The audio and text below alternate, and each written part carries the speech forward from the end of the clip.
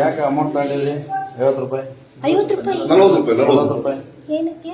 ಅದೇ ನಾವು ಹೇಳ್ತೀವಿ ತಗೊಂಡಿದ್ದೀರಿ 40 ರೂಪಾಯಿ ಅಂತ.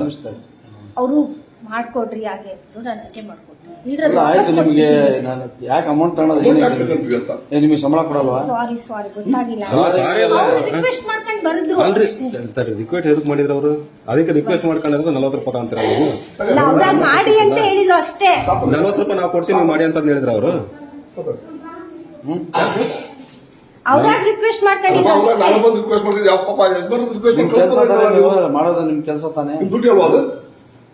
ನಂದು ಡ್ರಾ ಮಾಡ್ತೀನಿ ಅಂತ ಹೇಳ್ದೆ ಅವ್ರಿಗೆ. ನೀವು ಡ್ರಾ ಮಾಡ್ತೀನಿ ಅಂತ ತಾನೆ ನಾನು ರೆಸಿಪ್ಟ್ ಇಲ್ಲಿ ಕೊಡ್ತೀನಿ ಅಂತ ರೆಸಿಪ್ಟ್ ಅಲ್ಲಿ ಕೊಟ್ಟಿದ್ದೀರಲ್ಲ ನೀವು. ಅಲ್ಲ, ಅದು ಯಾವ ಗ್ರೂಪ್ ಅಂತ ಹೇಳಿ ರೆಸಿಪ್ಟ್ ಕೊಡ್ತೀನಿ ಅಂತ. ರೆಸಿಪ್ಟ್ ಕೊಡಲ್ಲ, ರೆಸಿಪ್ಟ್ ಕೊಡಂಗಿಲ್ಲ. ಅದಕ್ಕೆ ಇದೆ ಮೆನ್ಷನ್ ಮಾಡೋದು.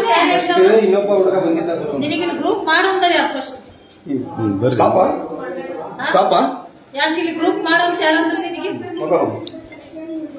ನೀವು ಯಾಕೆ ಮಾಡಿದ್ರಿ ಕೆಲಸ? ಬರೋರು ಬಂದ್ರೆ ಬಂದು ನಿಮ್ಮನ್ನ ಹಾಕೊಂಡು ಬರ್ತಾರೆ. ನೀವು ಅವ್ರಾಗೆ ಅಲ್ಲಮ್ಮ, ನೀವು ಕೇಳಿದಂಗ ಅವ್ರಾಗ ಹೆಂಗ್ ಕೊಡ್ತಾರೆ?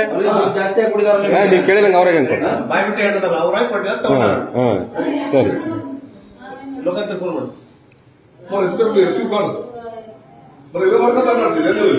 ಅಲ್ಲ ಸಾರಿ ಬಿಡಿ ಸರ್, ನನಗೆ ಗೊತ್ತಾಗಿಲ್ಲ.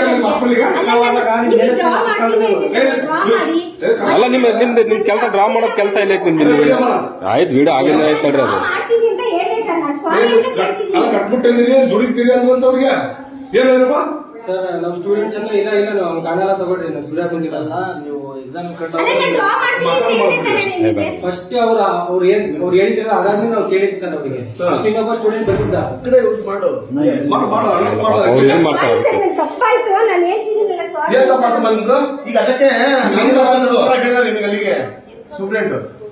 ಅವ್ರು ಸೂಪ್ರೆಂಟ್ ಅಂದ್ರೆ ಹೋಗಿದ್ದವ್ರು ಫಸ್ಟ್. ಅವ್ರ ಸೂಪ್ರೆಂಟ್ ಹತ್ರ ಹೋಗೇ ಬಂದಿರೋರು. ಬಂದಿದ್ದು ನಾಳೆ ಮಾಡ್ತೀರಾ ನಿಮಗೆ?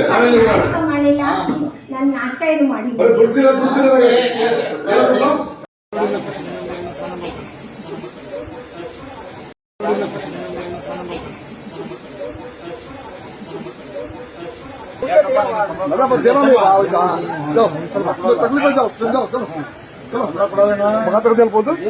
ಎಲ್ಲ ಬಂದ ಎಲ್ಲ तुम्हारा तुम्हें हुआ रहा था उसे पैसे देना क्या हत्या छूटते क्या